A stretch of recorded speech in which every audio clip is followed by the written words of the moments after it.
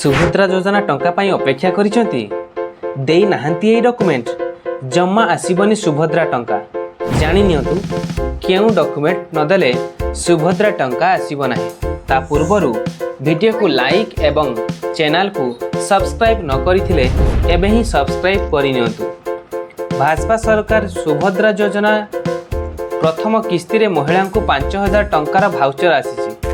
आगामी वर्ष महिला दिवस रे द्वितीय किस्ती मिलिबो बोली उपमुख्यमंत्री प्रभाती परिडा सूचना दैछन्ति। बार गणमाध्यम रे प्रतिक्रिया रखी प्रभाती केउ दिन प्रथम और द्वितीय किस्ती टंका मिलिबो एनै सूचना दैछन्ति। से कहिसन्ति 2 दिन तले जहा रिव्यू नैथिली 92 लाख पाखापाखी लोक सुभद्रा योजना पाई आवेदन करिथिले।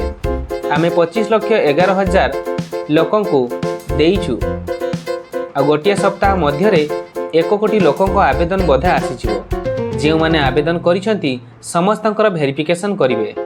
किछि दिन मध्य रे 25 लाख 11,000 लोकंको अकाउंट को प्रथम किस्ती टंका जीवो।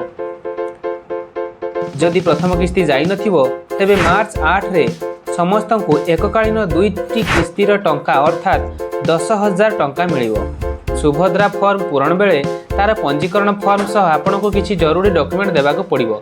जदि आपण एही दरकारी डॉक्यूमेंट दाखल करिनथिबे फॉर्म रे ठीक सूचना देई नथिबे तेबे आपनको आवेदन कटि जाई पारे।